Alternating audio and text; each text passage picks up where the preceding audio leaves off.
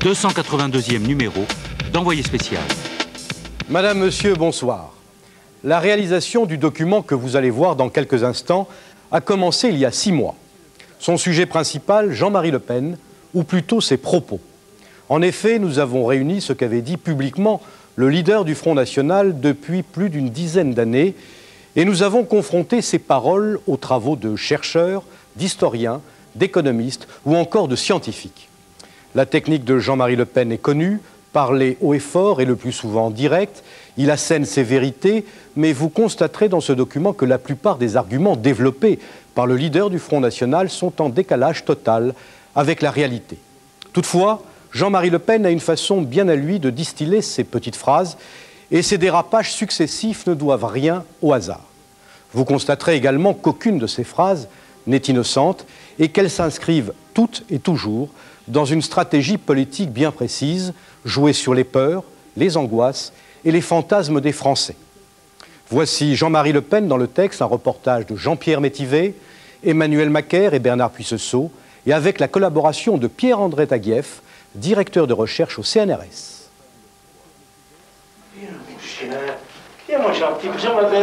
Jean-Marie Le Pen faisant son entrée à la télévision à la fin des années 70. C'est l'époque où il porte un bandeau sur l'œil gauche et vit avec sa première épouse, Pierrette.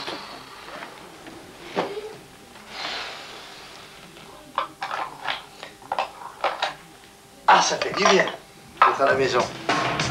Personne ne se préoccupe alors de savoir comment il a perdu un œil. Cela se respecte comme une sorte d'intimité médicale. Mais c'est lui qui en raconte l'histoire. Il assure qu'il n'est pas raciste dans une biographie en 84, car il a perdu un œil en défendant un ami arabe, Ahmed Djebour, un Algérien de souche, candidat aux élections. Nous avons retrouvé un François de 1958 faisant état d'une bagarre électorale et d'un œil poché, l'œil droit.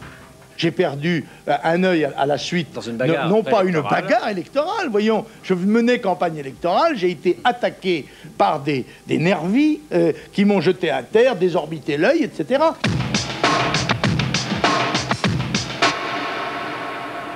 Le coup de théâtre survient lorsque Pierrette Le Pen, sa première épouse, divorce. Elle donne des interviews où alternent vérité et règlement de compte.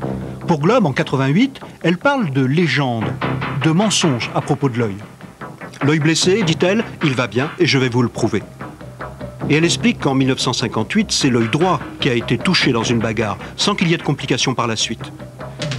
Mais que c'est l'autre œil, le gauche, que Jean-Marie Le Pen a perdu à la suite d'une maladie bien des années plus tard. On va parler du bandeau maintenant. Et lorsqu'à la télévision, en 1992, on lui montre ces deux photos contradictoires qui écornent un peu le brevet d'antiracisme proclamé quelques années auparavant, il avance une autre explication. Je suis d'ailleurs blessé aux 2 yeux. Cela montre une chose, une fois de plus, c'est que Le Pen est un démagogue capable de faire feu de tout bois, de faire flèche de tout organe.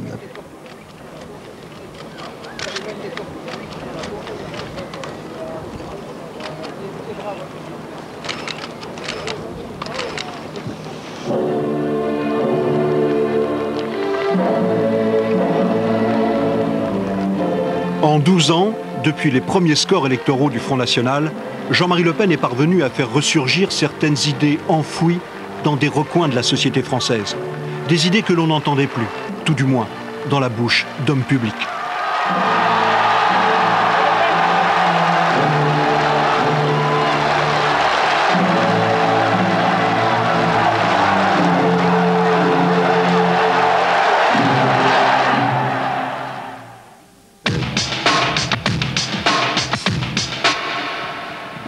Le 30 septembre dernier, dans une conférence de presse à la Grande Motte, répondant à la question d'un journaliste, croyez-vous à l'égalité des races? J'avais répondu à l'inégalité des races, j'avais répondu oui, parce que cela me paraissait évident, comme cela d'ailleurs paraît évident à l'immense majorité des Français. C'est le dernier tollé. Il exhume un argument abandonné depuis plus de 6 décennies. Jean-Marie Le Pen fait appel au bon sens populaire, à la force de l'évidence. Qu'est-ce qu'un scientifique comme vous ressent devant la résurgence de certaines thèses comme ça? Vous savez, c'est périodique. Moi, je suis malheureusement assez âgé. J'ai vu ça avant la guerre.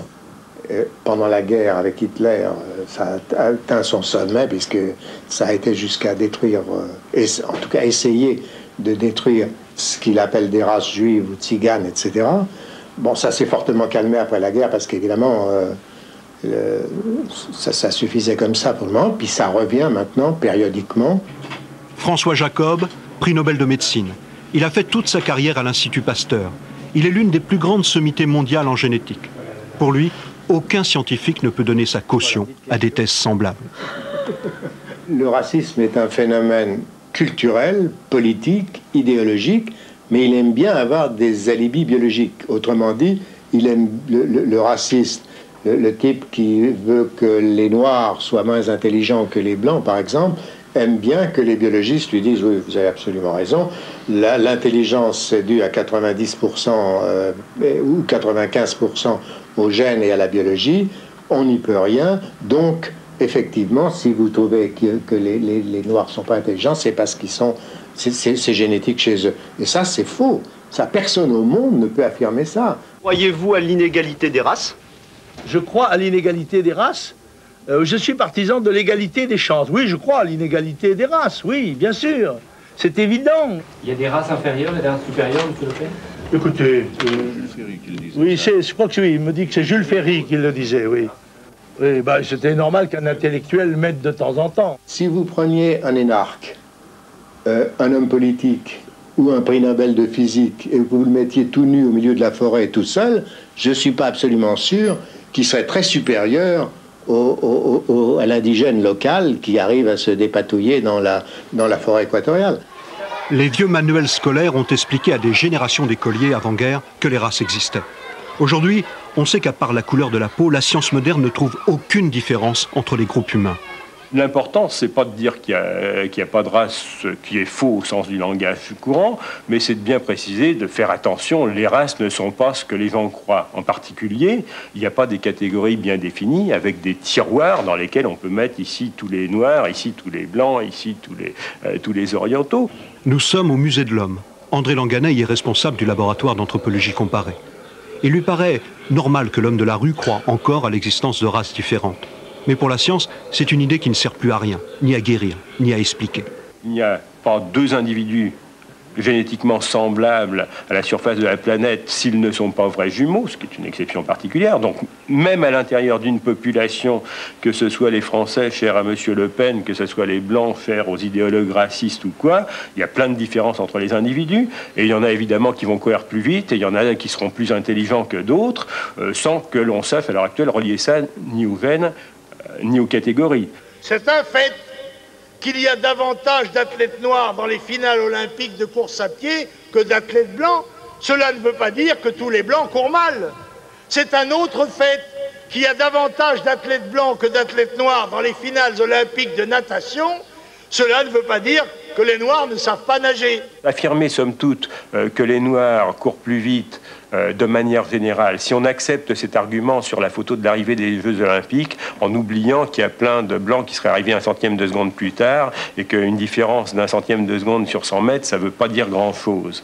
Mais si vous admettez son principe qui est de déclarer des inégalités collectives entre les groupes, après, vous allez arriver à des raisonnements qui sont tenus par les racistes américains qui vont vous prétendre que si c'est vrai pour la course à pied, c'est aussi vrai pour l'intelligence. Si c'est vrai pour l'intelligence, c'est pas la peine de faire des politiques en faveur des minorités, puisque ces minorités, de toute manière, pour des raisons génétiques, ne seront jamais capables de jouir de cette égalité des chances qu'on leur proposerait. Donc ça conduit à long terme à refuser l'égalité des chances, ça conduit aussi à refuser le traitement social de l'inégalité des chances. J'ai répondu à une question de journaliste avec ma franchise habituelle. Il m'a dit, Monsieur Le Pen, croyez-vous à l'égalité des races? Je lui ai dit non, monsieur, parce que les faits, tous les jours, nous démontrent que les races sont différentes. Ceci ne prouve pas d'ailleurs qu'on doit, qu'on puisse justifier le mépris ou la haine. Oui, mais cela suppose que vous croyez à la hiérarchie. Mais la vie est hiérarchie. À l'arrivée de la finale du 100 mètres olympique, il y a un premier, un deuxième, un troisième et un huitième. Personne n'a jamais dit qu'il fallait mépriser le 7e ou le 8e, bien sûr. Bravo. Ça, c'est une technique délibérée. C'est jamais un dérapage, c'est toujours calculé. Non, il ne faut pas le prendre pour ce qui n'est pas. C'est un homme parfaitement responsable à la fois de ses actes, qui sait calculer les risques, qui ne se gêne pas pour spéculer beaucoup sur la bêtise de ce qu'il y a en face. Je crois que la dernière déclaration concernant l'inégalité des races est très typique. Hein, et il y est retourné jusqu'à ce que quelqu'un réagisse et entraîne le phénomène à la fois politique et médiatique que nous avons vécu l'été de l'année dernière. Il a cette faculté assez instinctive de détecter la phrase qui va faire problème, d'interpréter par avance les réactions de la classe politique ou des médias. Laurin de Saint-Affrique, lui c'est un homme du Sérail, l'ancien conseiller en communication de Jean-Marie Le Pen pendant 10 ans, de 84 à 94. Il rompt alors en dénonçant la dérive néo-nazie du Front National. Et les dernières déclarations sur l'inégalité des races le confortent dans cette analyse. Quand un homme politique dit cela, ça veut dire qu'il se prépare comme homme politique à en tirer des conclusions pratiques dans le domaine moral, dans le domaine des droits civiques, bref, dans tous les domaines, qui, toutes les fois qu'ils ont été expérimentés sur ce terrain-là dans le siècle écoulé, ont donné lieu à des expériences de type fasciste.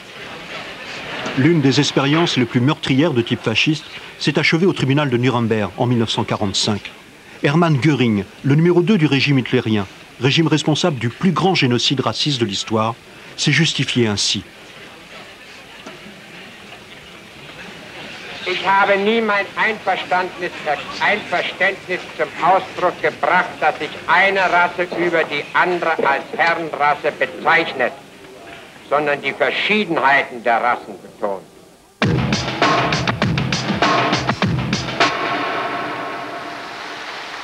Disons-le et répétons-le, les mesures principales à prendre pour résoudre le drame du chômage sont connues.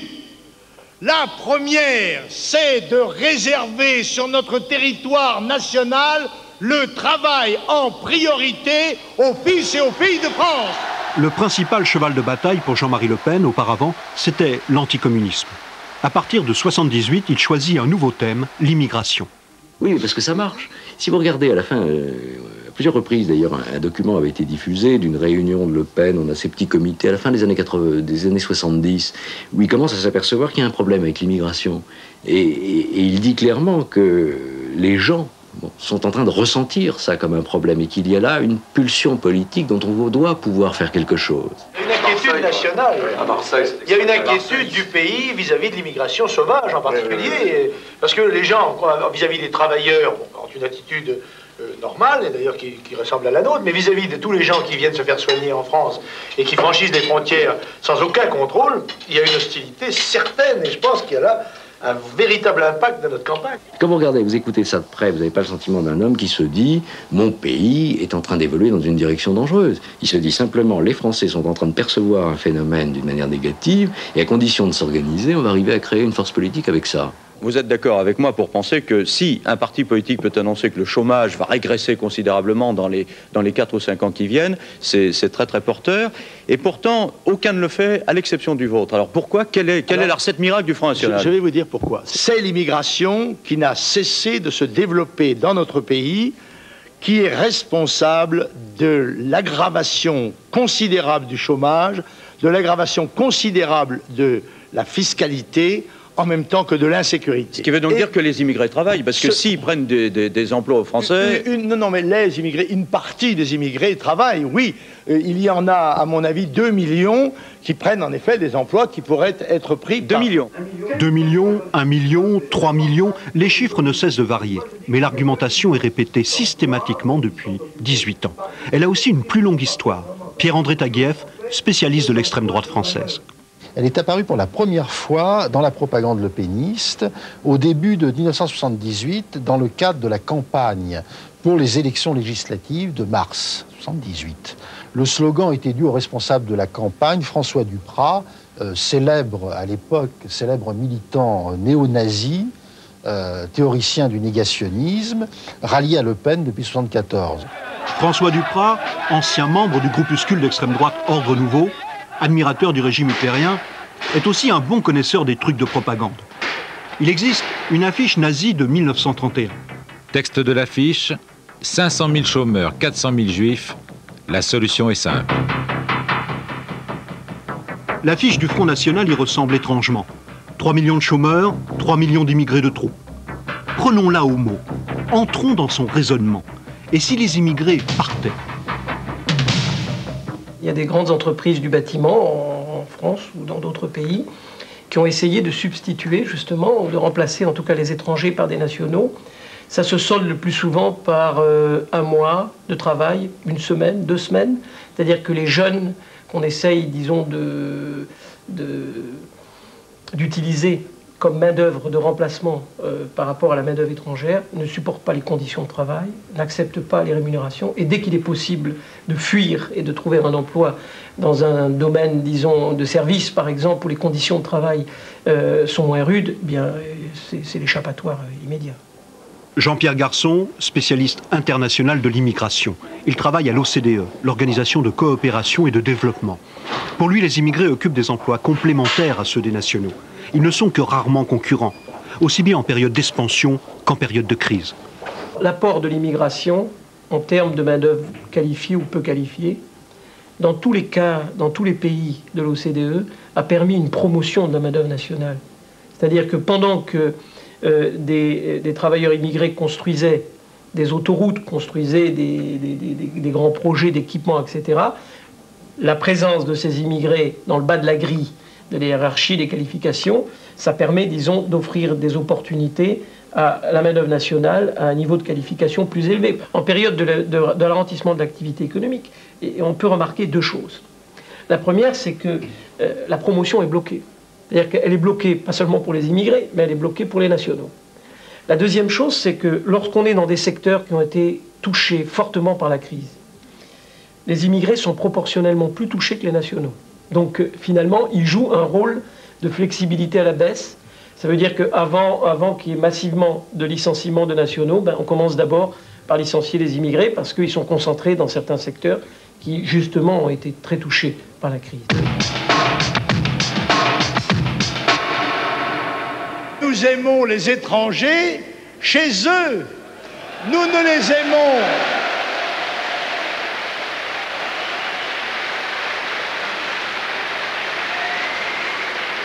Nous ne les aimons chez nous, comme d'ailleurs nos proches parents, nos cousins ou nos voisins, que quand nous les avons expressément invités à venir. Pour justifier le tri des étrangers, le Front National développe une histoire assez particulière de la France. Un pays immuable, dont la population serait homogène depuis 1000 ans et qui serait aujourd'hui menacée. Ce n'est pas seulement notre bien-être, notre confort qui se trouve menacé, mais notre substance même. Substance biologique, substance morale, substance spirituelle. D'aucuns voudraient nous faire accroire, et Jean-Yves Le Gallou dénoncera après moi cette mystification, que la France serait une terre d'immigration et notre peuple le fruit d'un métissage permanent. Cela est faux. Combien de Français ont-ils eu des ancêtres étrangers? C'est un chiffre tabou. Dans la République, on ne fait pas ce type d'addition.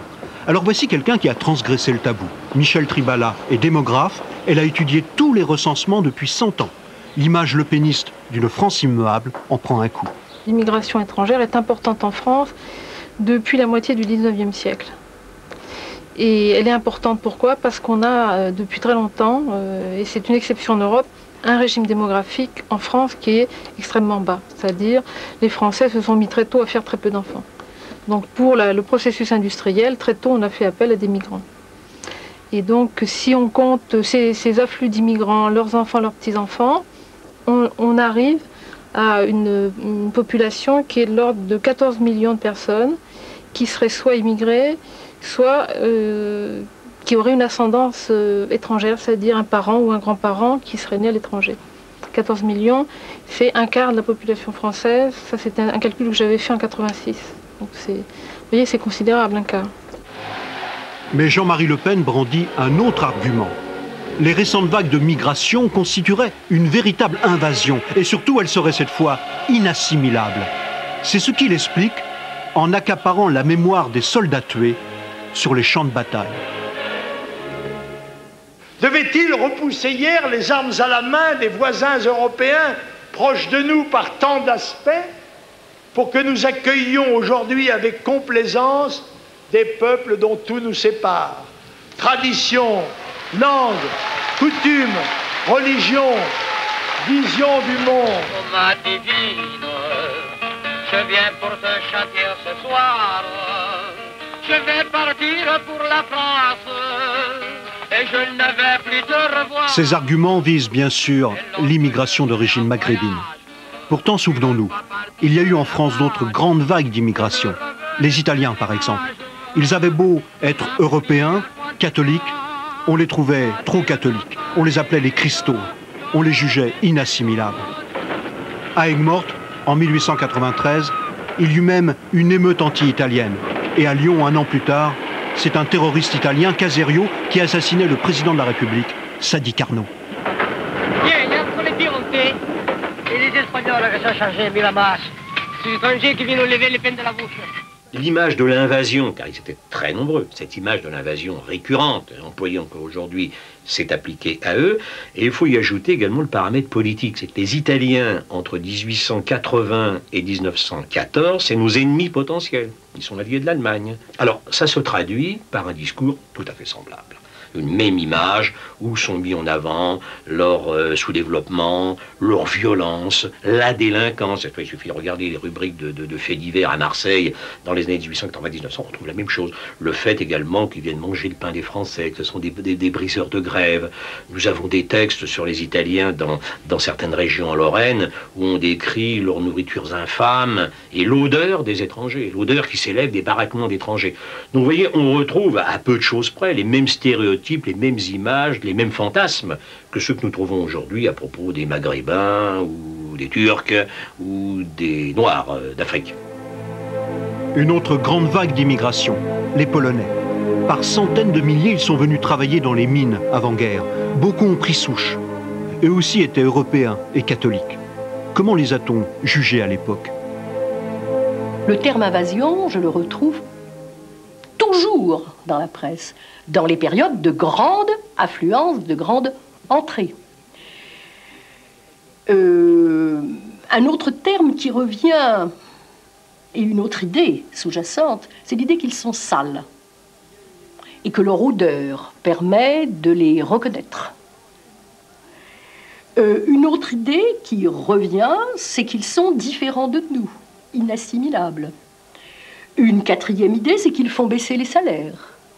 Une cinquième idée, c'est que quand ils arrivent nombreux dans un quartier, les Français s'en vont pour aller loger ailleurs.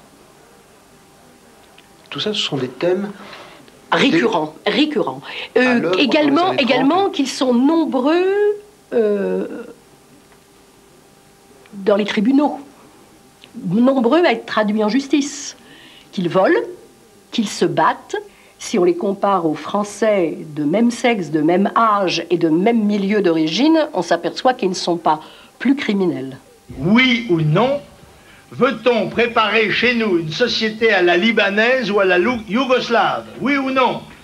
Veut-on pour demain une société multiraciale dont on doit savoir qu'elle débouchera inéluctablement d'abord sur une fracture, puis sur une guerre ethnique? Les vagues italiennes et polonaises se sont fondues dans la société française. Elles ont donné des élites. Raymond Coppa, Lino Ventura, le prix Nobel Georges Charpak. Dans ce vieux pays assimilationniste qu'est la France, l'intégration serait-elle en panne, comme le pense M. Le Pen? Faux. Témoignent les mariages et la pratique religieuse chez les jeunes Algériens. Quand on regarde, par exemple, les jeunes d'origine algérienne, qui sont des jeunes que nous, on a pu observer dans une enquête faite à l'INEL, on a un jeune d'origine algérienne sur deux qui vit avec une Française de souche et une jeune fille d'origine algérienne sur 4 qui vit avec un Français de souche, ce qui est beaucoup. Alors il y a aussi quelque chose qui est très important au niveau culturel et qui inquiète beaucoup en France, c'est l'évolution des pratiques religieuses. Et donc notamment l'islam. Alors une chose qui est importante à dire, c'est que les migrants algériens sont les moins pratiquants des musulmans en France. C'est une chose qui est peu connue, puisque je veux dire, on associe islam à intégrisme, à Algérie, et on a tendance à croire qu'on a, je veux dire, une pratique religieuse très élevée. Et on a en fait, si ma mémoire est bonne, 29% de pratiques régulières chez les migrants algériens. Donc à comparer à des 40% pour le Maroc et plus de 60% pour certaines populations d'Afrique noire. Savez-vous aujourd'hui, mesdames et messieurs, que la majorité des immigrés qui entrent en France ne sont pas, contrairement à ce que vous croyez, des Africains ou des Nord-Africains. Ce sont des Asiatiques, des Turcs, des Pakistanais, des Hindous, des gens du Bangladesh, du Vietnam, de la Chine. L'Inde, 1 milliard d'hommes. La Chine, 1,5 milliard. C'est une nouvelle version du péril jaune. Tous les arguments de Le Pen, tous les arguments sophistiques de Le Pen, tous les chiffrages magiques qu'il lance sont destinés à permettre le passage à une politique de la peur, à une politique des inquiétudes. Il faut produire de l'inquiétude pour empocher, si je puis dire, les gains électoraux.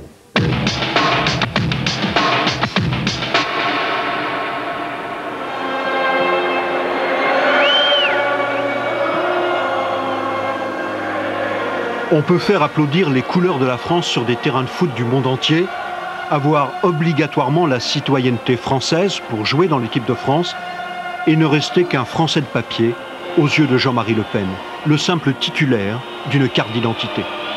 L'équipe nationale en a fait l'amère expérience au moment où elle était qualifiée en demi-finale de la Coupe d'Europe des Nations, le fameux Euro 96.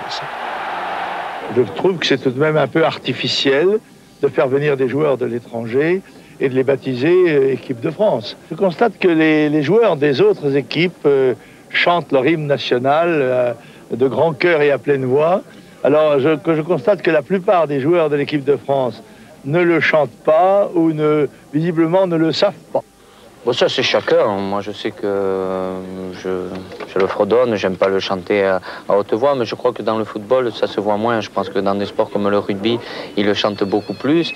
Mais ça c'est chacun, on fait comme il le sent. Je pense qu'à partir du moment où on porte le maillot tricolore, et avec frappé du coq, on se sent tout à fait français. On représente la France avec nos tripes, et donc dans nos têtes il n'y a pas de problème, il n'y a aucune revendication, si ce n'est de jouer pour l'équipe de France. Question, chante-t-on l'hymne national sur les terrains de foot? Voici le plus inoubliable de tous les matchs. France-Allemagne, en 82.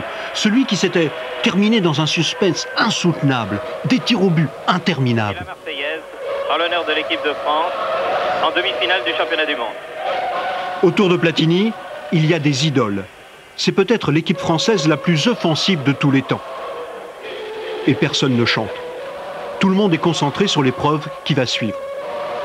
On parlait alors de quatuor magique, Tigana, Giresse, Fernandez, Platini, des légendes, mais avec de drôles de noms, à consonance italienne ou espagnole.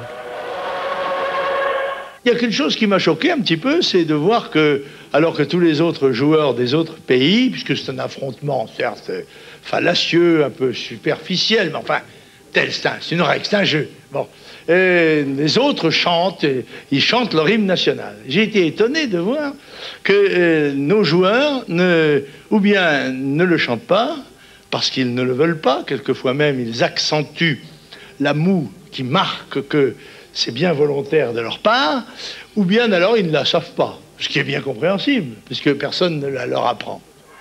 Alors les hymnes nationaux, et tout d'abord l'hymne national allemand. Voyons à présent l'équipe adverse dans ce match légendaire, les Allemands, alors que résonnent les accents de leur hymne national.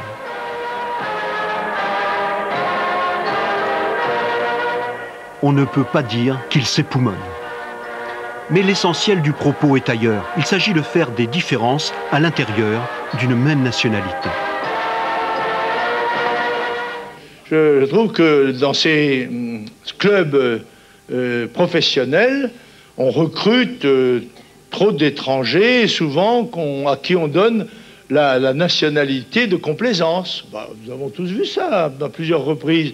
Des gens qui étaient naturalisés en 15 jours pour pouvoir jouer avec tel ou tel club. Jean-Marie Le Pen met en doute la capacité d'assimilation des étrangers, même lorsque ces étrangers veulent l'assimilation, veulent la nationalité. Il suppose qu'un étranger naturalisé ne fera jamais un véritable Français parce que, encore une fois, la naturalisation est quelque chose d'artificiel. Mais c'est là jeter le discrédit, disons, sur toutes les procédures de naturalisation en général. Il suspecte la capacité d'assimilation, puisqu'il demande toujours plus de preuves, chanter la Marseillaise, la connaître par cœur, etc., comme si tous les Français de souche la connaissaient par cœur du début à la fin et la chantaient volontiers en toutes circonstances.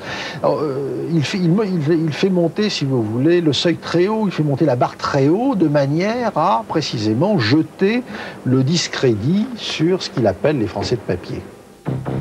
En plein cœur de la polémique, dans une interview à France Soir, Jean-Marie Le Pen prétend « Beaucoup de joueurs sont en équipe de France grâce à une naturalisation de complaisance. » Ce qui est faux, donc improuvable. Alors il brouille les cartes. Les joueurs ne sont plus des citoyens français ordinaires, on les classe selon une origine familiale indélébile et un lieu de naissance.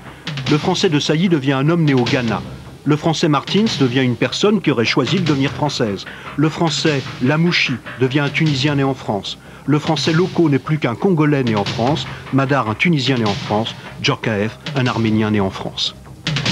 La quête des véritables origines de ces joueurs qui sont de nationalité française, mais d'une nationalité française considérée comme douteuse, parce que non originelle, non originaire, non liée au sang. Ce qui montre bien que pour Le Pen, l'essentiel, c'est ce qu'il appelle le sang, le droit du sang et le sang tout court. La formule, d'ailleurs, être français, cela s'hérite ou cela se mérite, et, comment dire, privilégie le cela s'hérite au détriment du cela se mérite. Il faut beaucoup mériter, et ceux qui méritent ou qui semblent mériter ne méritent jamais assez.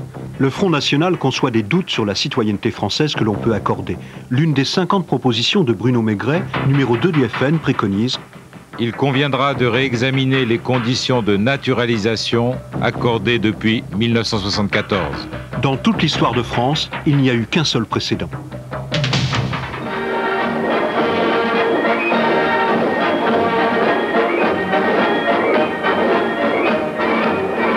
En juin 1940, les Allemands entrent dans Paris. 12 jours après le renversement de la République, l'une des premières mesures du gouvernement Pétain est la création d'une commission chargée de réexaminer toutes les naturalisations françaises accordées depuis 1927 jusqu'en 1940. Et ce ne sera pas la demande des Allemands. Le moment n'est pas venu de vous réfugier dans l'amertume ou de sombrer dans le désespoir. C'est une mesure qui n'a vraiment rien à voir avec la pression allemande. C'est une logique interne, c'est une logique idéologique propre. C'est une loi... Le directeur de cabinet civil de Pétain, Dumoulin de la Barthette, qui a écrit ses mémoires après-guerre, qui a eu quelques problèmes à partir de 42, 43, bon, il s'est trouvé en Suisse, c'était plus simple pour lui, parlait de lois autochtones, pour laisser entendre que c'était des lois qui avaient été prises sans aucune pression allemande. Cela faisait 500 000 dossiers à rouvrir. La commission a siégé 4 ans, radiant 15 000 personnes de la citoyenneté française, dont 6 000 juifs promis à la mort. Ce fut la remise en cause d'un principe républicain selon lequel on ne revient jamais sur la parole donnée, sauf après une erreur ou pour quelque chose de grave. Les hommes d'extrême droite qui arrivent dans le gouvernement Pétain vont appliquer un raisonnement implacable.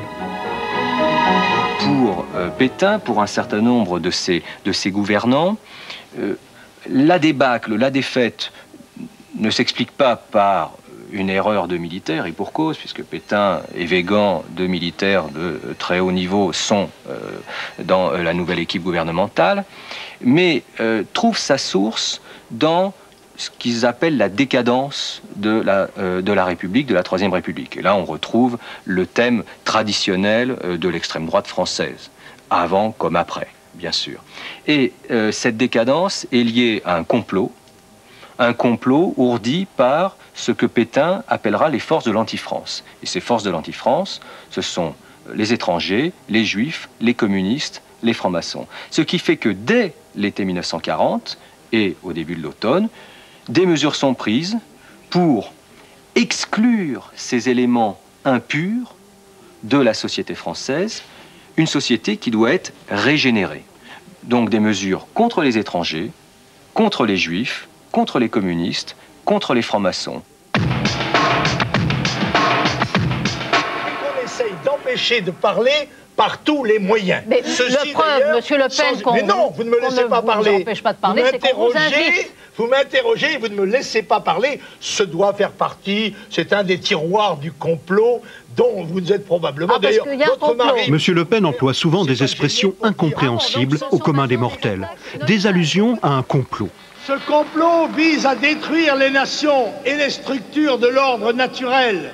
Il n'est peut-être pas mauvais que le grand maître du Grand Orient ait révélé publiquement le rôle que joue cette organisation secrète dans le complot d'esprit contre le Front National. La populace est venue inciter par la presse gauchiste et maçonne dressée contre nous, cela les aurait obligés aussi à dévoiler le complot euromondialiste qui vise à dénationaliser la France. Il pense en termes de théorie du complot. Il pense que tout s'explique par le thème, le juif ou le judéo-maçon tire les ficelles. Bon. Manipule non seulement la politique française, mais la politique mondiale. Cette thématique du complot, c'est-à-dire qu'il existe des forces qui dans le monde luttent contre la France de manière occulte, elle est assez satisfaisante intellectuellement parce qu'elle fournit une cause ou un responsable à des phénomènes qu'on ne comprend pas, et dont on ne comprend pas la nature. Alors c'est plus commode de se dire, il y a un peu comme dans Tintin, vous savez, les cigares du pharaon, des gens avec des cagoules pointues qui se réunissent et qui prennent des décisions, et ces décisions ont comme conséquence de faire reculer l'esprit national. Les journaux proches du FN citent une organisation caritative juive, le Mnebrit, et lui prêtent un rôle dans ce qu'ils appellent un complot. Le Pen imagine que le Mnebrit est une pieuvre ou un être tentaculaire qui enserre le monde, l'étouffe, ou encore une araignée, si vous voulez, qui suce le sang des nations. Comment la maçonnerie israélite internationale des Bnei-Brit dicte ses ordres à la vieille droite parlementaire. Du coup, un Premier ministre deviendrait une marionnette aux ordres des comploteurs. C'est pour cela qu'on a entendu aujourd'hui M. Hatgenberg, nouvellement élu comme président du CRIF, n'est-ce pas? C'est-à-dire l'organisme qui s'exprime au nom de la communauté juive, interpeller le Premier ministre. Il tense M. Juppé et il l'appelle à barrer la route du Front National. M. Juppé, sommé, montant aux ordres, il le fait après la démarche du représentant du CRIF. Il est monté aux ordres et il exécute. Les romans du siècle dernier regorgeaient de soi-disant complots. Celui des jésuites pour Eugène Sue, celui des francs-maçons pour Alexandre Dumas. Avant-guerre, la Libre Parole, le journal antisémite, est réactivé par un certain Henri Coston. Coston est en relation dès 1934 avec les services de propagande nazis. Ces livres se trouvent aujourd'hui facilement au Front National. Toujours les mêmes fables, le gouvernement mondial, et aussi la fortune anonyme et vagabonde. Des citations que l'on retrouve dans les discours.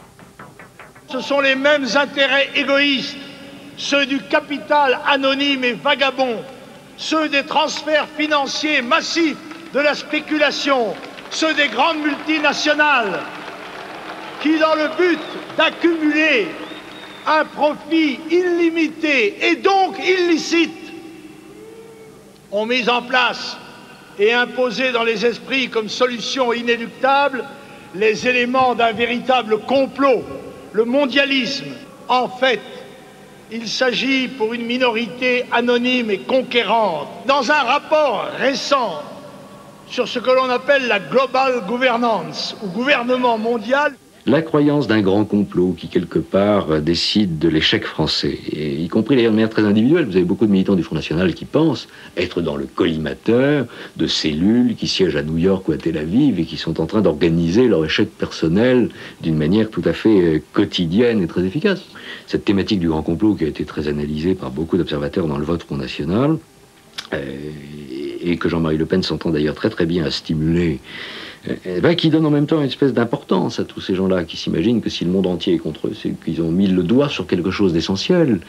Ils expliquent tous leurs malheurs par le complot. Donc tous nos malheurs ont un sens. C'est une manière de donner du sens, le complot.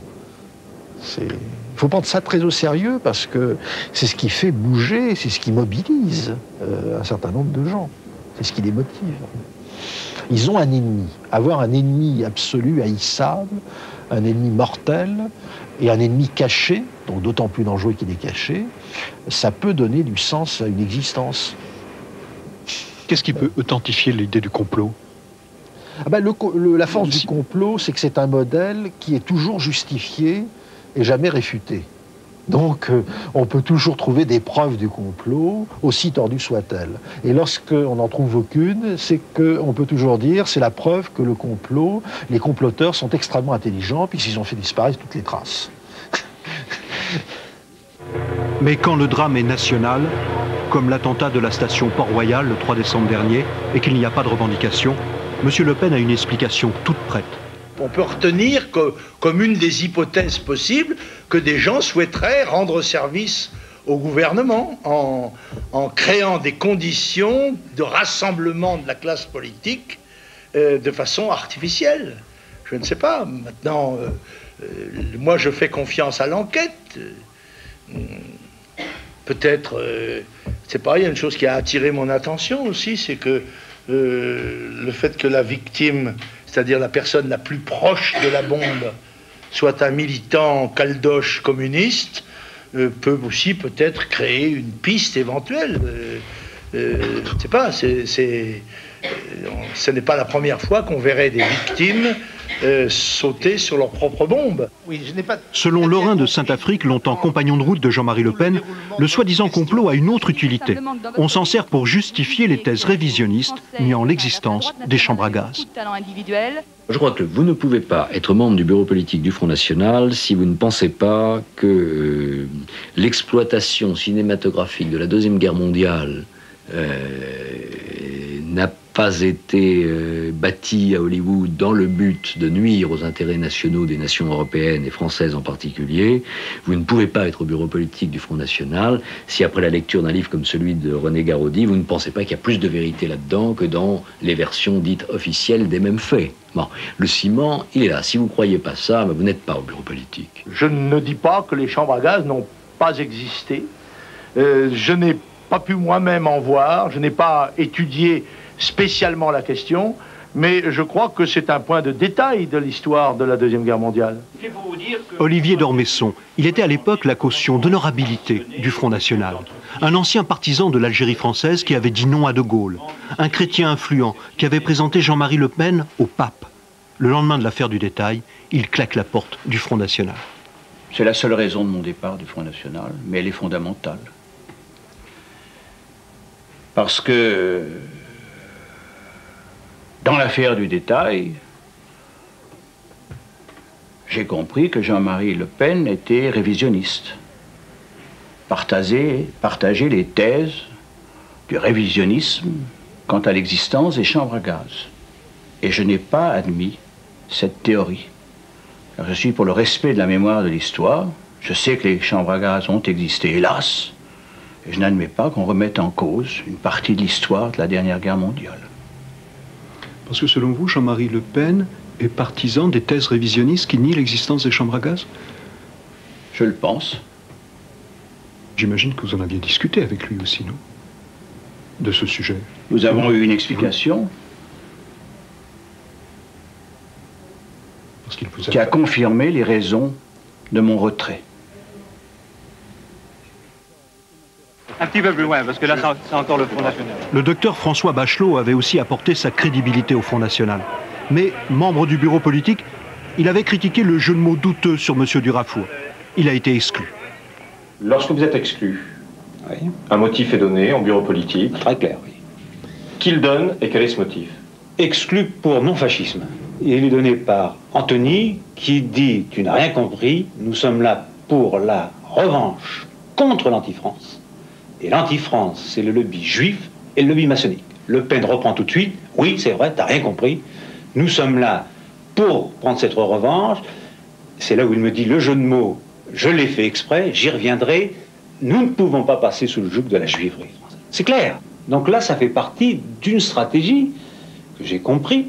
Et cette stratégie, elle est simple, c'est de donner des signes à l'électorat antisémite français qu'ils analysent clairement, cyniquement, en disant il y a 30% d'antisémites en France, on doit pouvoir un jour les avoir avec nous. Alors on leur donne des signes. On lance un truc comme ça, on s'excuse le lendemain, on bat un petit peu en retraite, et puis on y revient systématiquement.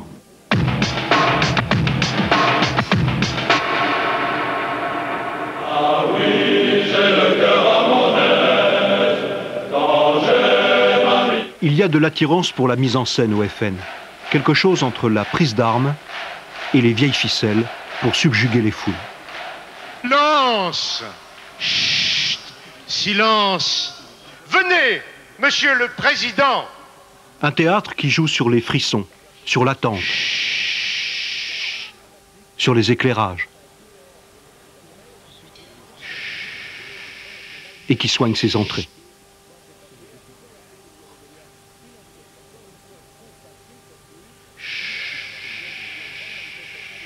Il y a là-dedans du style pompeux et du culte du chef. Le dénouement, juste avant l'estrade, quelques applaudissements, et au milieu des marches, on déclenche la musique.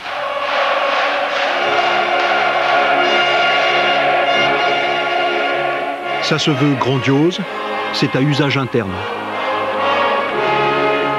Mais dehors, pareil, tout est contrôlé. Voici le voyage dans une fête du FN de l'une de nos consoeurs, Colombe Schwerk, de l'émission Arrêt sur Image. Le Front National cherche aujourd'hui à se donner une image convenable.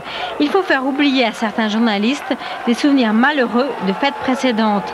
Cette année, aucune caméra n'a été piétinée et aucun journaliste n'a été blessé. La fête se veut propre. Les skinheads sont interdits d'entrée et à la demande des journalistes, les attachés de presse du parti ont offert à chaque équipe de tournage un service d'ordre particulier. Lui, c'est notre accompagnateur. Pourtant, on n'avait rien demandé. Non, vous me privez pas, s'il vous plaît. Sa mission, nous protéger. Il va nous suivre de près toute la journée. Présence en fait plutôt rassurante, car les militants ici n'aiment pas trop la presse et il est parfois difficile de les interviewer. Vous posez des questions pour la télévision? Non? Mais si le rôle de notre accompagnateur s'arrête officiellement à la protection, il a aussi pour effet d'éliminer de l'image tout comportement dissonant. DPS, assurer simplement que les gens ne passent pas derrière quand il y a une interview, quand une personne est interviewée, qu'il n'y ait pas une tierce personne qui vient se mettre au milieu de la discussion, de l'interview. Voilà, vous savez, c'est quelque chose de normal. Comme ça, écoutez, vous passez bien, nous, on passe bien, et puis tout le monde est heureux. Notre accompagnateur a parfaitement rempli sa mission, écartant tout discours trop spontané à son goût. Moi, je donne mes idées à moi. Parce que malheureusement, à la télévision, on voit toujours du contre, on voit jamais du pour. Alors, c'est ça que je regrette. Oui, non, mais on est d'accord avec vous. Alors, laissez-moi parler. Non, madame. Je suis venue pour parler, je suis pas venue pour qu'on vienne me... Oui, vous êtes venue là pour parler, mais les journalistes n'ont pas souhaité vous interviewer. J'ai pas à recevoir vos conseils, je fais ce que j'ai envie. Nous avons affaire à une espèce de voyage organisé dans un pays totalitaire, à la maoïste ou à la stalinienne, où les citoyens ne peuvent parler que s'ils répètent mot pour mot ce que le code intime de dire. Alors, je crois que c'est très révélateur, si vous voulez, de cette volonté de donner une image publique positive selon un codage préalable. Et tout ce qui risque de violer, de transgresser, de brouiller ce code et cette image est exclu. Cette brave dame, qui est une lepéniste de base, ne peut pas s'exprimer et dire tout ce qu'elle a sur le cœur. Ce serait mauvais pour l'image. Nous nous sommes procuré un document interne qui porte justement sur l'image du Front National. Il est destiné aux cadres de ce parti. Il attire leur attention sur les mots à employer. Il propose de substituer des mots à d'autres. Ne pas dire SOS Racisme, l'ICRA, MRAP, dire le parti de l'étranger, les lobbies de l'immigration. Cette disposition en colonne qui consiste à mettre d'un côté le terme généralement utilisé par le militant mal formé qui a pris comme ça des virus dans les médias et qui dit les choses spontanément. Si vous dites les lobbies de l'immigration, ça veut dire que des gens qui ont des intérêts occultes, un lobby généralement ne met pas en avant les intérêts pour lesquels il se bat, bon, qui se servent de l'immigration pour casser la France. Ça suggère tout ça, le lobby de l'immigration. En revanche, SOS Racisme, bon, ça veut dire il y a du racisme, il faut le combattre. C'est une connotation sympathique. Au lieu de dire l'extrême droite, dire la vraie droite, la droite nationale. En politique, le pouvoir, c'est l'expression, ce sont les mots, c'est le choix des termes. Parce que cela induit, un mot plutôt qu'un autre va avoir des conséquences psychologiques pour votre interlocuteur, et en fonction du langage que vous utilisez, si vous arrivez à lui mettre un schéma de pensée à son corps défendant et sans qu'il s'en rende compte, en tête, parce que vous avez utilisé un terme plutôt qu'un autre, et donc que vous avez fait l'effort d'évaluer ces termes au moment où vous les employez, de savoir à quelle pulsion elles correspondent, tout travaux admirablement effectués par les spécialistes du Parti communiste, principalement en Union soviétique au départ, eh bien vous avez un instrument de pouvoir tout à fait essentiel dans une période très médiatisée. Au lieu de dire les bougnoules à la mer, disons qu'il faut organiser le retour chez eux des immigrés du tiers-monde. Le Front National devient un parti d'autistes. C'est-à-dire qu'on fait tourner en rond les gens avec ces thématiques dont nous avons parlé, du grand complot, de la menace permanente, du complot antinational, de manière à ce qu'ils se fréquentent entre eux, que leurs arguments renvoient aux arguments des mêmes membres, des mêmes sections, etc. Bref, toute chose que le Parti communiste avait maîtrisée avant-guerre, et qui fait que l'autisme devient la méthode de progression. On avance en tortue, comme les Romains, pas plus rien ne filtre ni ne passe, toute information venue de l'extérieur n'ayant pas connu le filtre maigretiste, mise en colonne des transferts sémantiques, étant considérée comme faussée et piégée.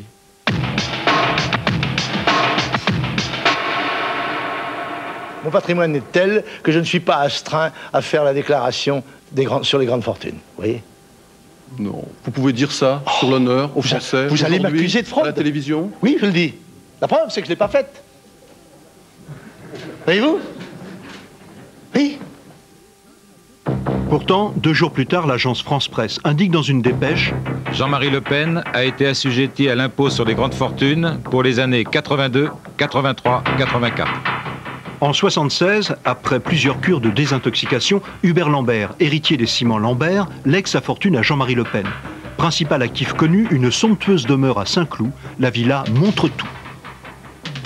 Eh bien, je ne suis pas milliardaire, hélas, je le regrette, car après tout... Candidat à la présidentielle 9 ans plus tard, Jean-Marie Le Pen, comme tous les candidats, est questionné sur son patrimoine personnel. Il évoque ses héritages. De mon grand-père, une maison que j'ai à la Trinité, où je suis né avec le sol en terre battue, où il n'y avait ni l'eau ni l'électricité. Et puis, j'ai eu la chance, dans la vie il n'y a pas que des malchances, d'avoir la confiance d'un ami qui m'a fait son héritier. Alors j'ai hérité, je vais même vous dire le chiffre, n'est-ce pas, de 17 millions de francs, sur lesquels l'État a immédiatement prélevé 12 millions. Il m'en a laissé 5. Mais aujourd'hui, cela voudrait... cela signifie 20 millions. Et aujourd'hui, il m'en reste 5.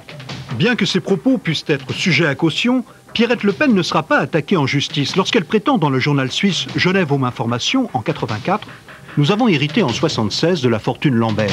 Un héritage de près de 100 millions de francs. L'autre partie se trouvait en Suisse, et qui dit Suisse, dit naturellement fortune non déclarée en France. Près de 40 millions de francs lourds. Le 10 mars 1981, à l'Union des banques suisses à Genève, le compte numéro 386 047 00W est ouvert par Jean-Marie Le Pen et Jean-Pierre Mouchard, trésorier de la Cotelec, association destinée à collecter des fonds pour le Front National. Autre document, 9 mois plus tard, le 10 décembre 81, encore pour l'ouverture d'un compte à l'Union des banques suisses, le même Jean-Pierre Mouchard déclare qu'il agit pour le compte de Jean-Marie Le Pen. L'existence de ces comptes suisses est révélée par Guy Konopnicki dans son livre « Les filières noires ». Les déclarations de Pierrette Le Pen et les comptes sur l'union de banques suisses. Ces choses-là sont claires. Et d'ailleurs, moi j'ai évoqué ça dans mon livre. Le Pen ne m'a pas attaqué sur ce point. Pas un mot. Les affaires d'héritage de M. Le Pen ne sont connues que lorsqu'elles aboutissent en justice. Ici, c'est un ancien gendarme qui voulait léguer 500 000 francs au FN, mais comme les statuts de ce parti ne lui permettent pas de recevoir de legs, on a donc proposé un autre testament aux gendarmes. Si vous désirez toujours léguer vos biens au Front National, modifiez votre testament en instituant votre légataire universel Jean-Marie Le Pen. Il aura seul la libre disposition de tous les biens. Signé le trésorier. Dans cette affaire-là, le tribunal saisi par la famille a annulé le testament. Motif, manœuvre prohibée. Et ce, malgré la plaidoirie de la propre fille de M. Le Pen. Ce n'est pas l'intérêt financier qui pousse M. Jean-Marie Le Pen, c'est un principe de respect, encore une fois, de la volonté de quelqu'un qui a désiré le gratifier, qui défendait manifestement les mêmes idées que lui. Il y en a eu beaucoup d'autres. Il y en a 3 ou 4 qui sont connus parce qu'il y a eu des différends en justice, donc là on le sait. Et puis il y a tous ceux qui ne donnent pas lieu finalement à des procès, qui par conséquent sont intégrés directement au patrimoine de Jean-Marie Le Pen. Donc c'est clair que cette question d'héritage, je crois que leur nombre est important, oui. Il y en a plusieurs par an dont il s'occupe personnellement, lui ou des membres de sa famille selon les circonstances. Bon, et vous arrivez donc à une sorte de flux continu de ressources liées à cela. Évoquant à nouveau le plus important de tous les héritages, l'héritage Lambert, lors des dernières présidentielles, Jean-Marie Le Pen expliquait. Ce qui veut dire que de cet héritage fait pour me donner mon indépendance personnelle à l'égard de toutes les pressions politiques, j'ai dépensé 15 millions. Moi, la politique ne m'a pas enrichi, elle m'a appauvri, mais c'est à ça que l'argent doit servir, à donner aux hommes la liberté et la dignité. Jusqu'en 1990, les comptes des partis politiques n'étaient pas publics. Depuis 1991, la loi les oblige à publier chaque année au journal officiel leur comptabilité. Depuis 1991, quand on regarde dans les différentes éditions annuelles du journal officiel les comptes du Front National, on n'a jamais trouvé apport personnel de Jean-Marie Le Pen. Il y a des apports de particuliers, il y a des listes de gens, il y a des sommes du moins, de gens qui souscrivent, qui cotisent, qui versent de l'argent dans les meetings, de candidats qui payent leur place, puisque c'est officiel au Front National, on paye sa place pour être candidat. Et Jean-Marie Le Pen. Jean-Marie Le Pen, le seul apport personnel que j'ai trouvé en regardant les journaux officiels, c'est 50 000 francs.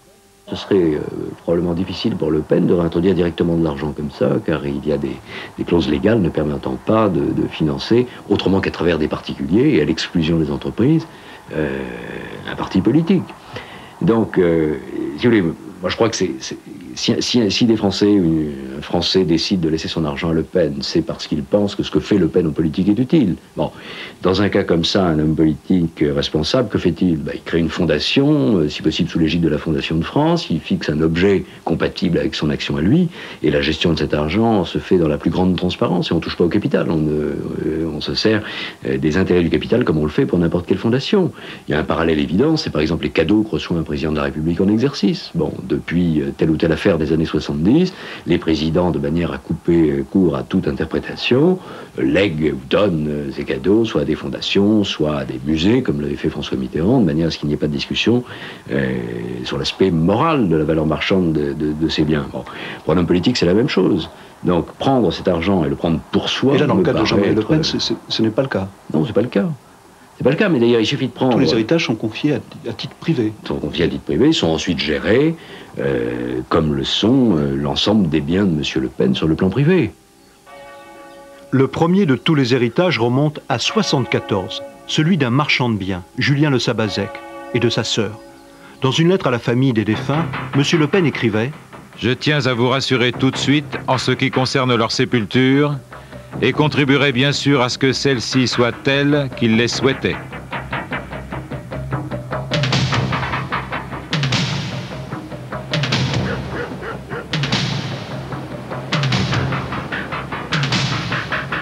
C'est la tombe de monsieur Le Sabazek, Julien, non? Oui, la tombe de monsieur Sabazek et de sa sœur Maria. Et alors, mais comment ça se fait? Il n'y a pas de tombe du tout? Bah non, ils sont enterrés même dans la terre, comme ça. Et monsieur Le Pen, qui est l'héritier de monsieur Le Sabazek, n'a rien fait? N'a rien fait absolument, non. Mais ça fait combien de temps que la tombe est comme ça? Ben, depuis 1974, depuis qu'ils sont enterrés là, ça n'a pas bougé. Et monsieur Le Pen est venu l'enterrement? Ah, jamais, absolument. Il a pris l'argent, il n'est jamais venu, on ne l'a jamais vu.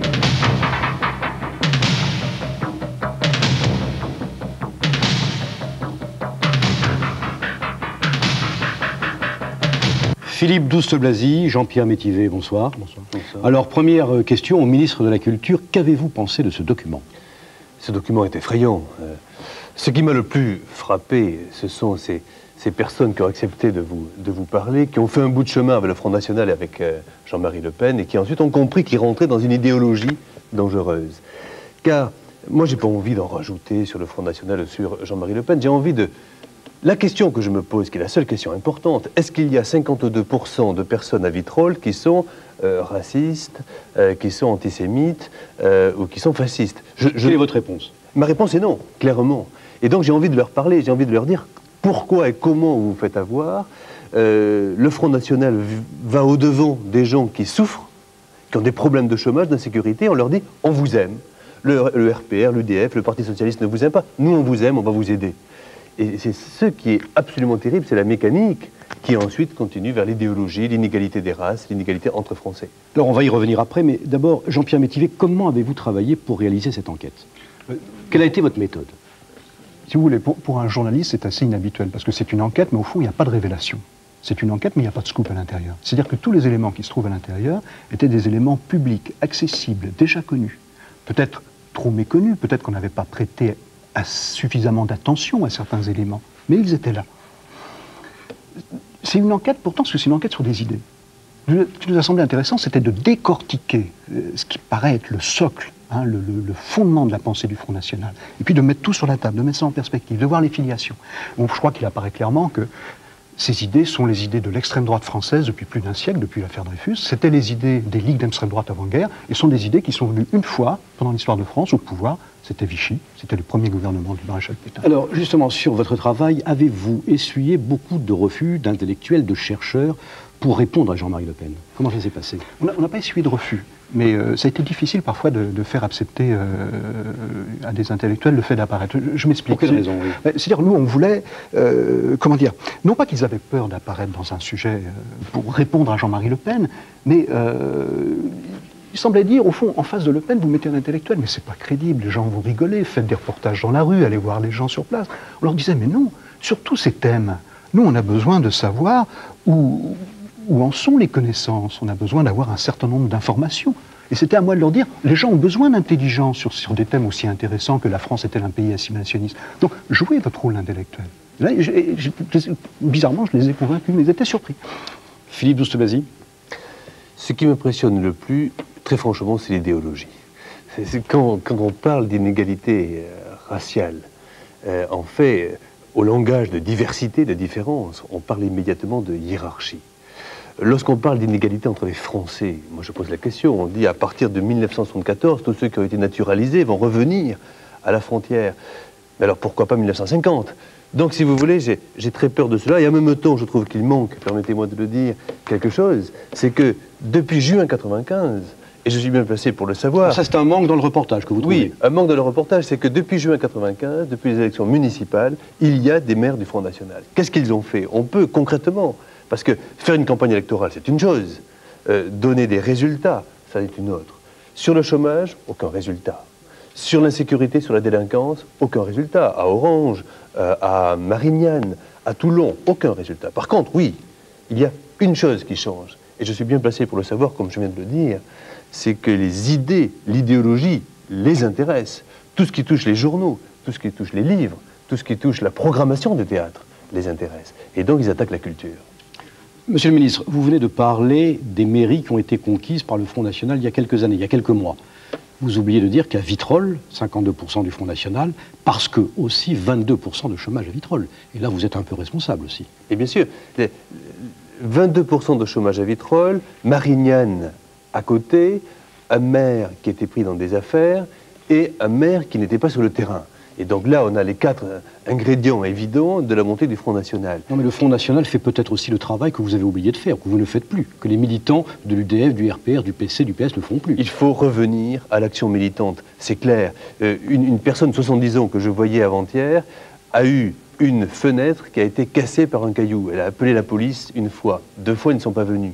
Quelqu'un, 3 jours après, appelle en disant « Madame, on m'a dit que vous aviez eu cela, on viendra vous protéger. » Il se trouve que je suis secrétaire fédéral du Front National, c'est pas important, ne prenez pas la carte. Donc autrement dit, il y a toute une activité militante d'un côté, encore une fois, et un vide militant. Donc aujourd'hui, je vous le dis franchement, il faut que nous revenions à ça. C'est ce que nous étions de faire pour les démocrates, croyez-moi. Et je crois que l'action militante dans le syndicat, au lycée, à l'université, en disant chaque fois que vous voyez quelqu'un qui tient un propos extrémiste de droite, ou extrémiste d'ailleurs tout court, il faut être là parce que sinon, c'est non-assistance à République en danger. Jean-Pierre Métivier, vous avez été frappé dans votre enquête par le fait que Jean-Marie Le Pen assène des vérités, ses vérités.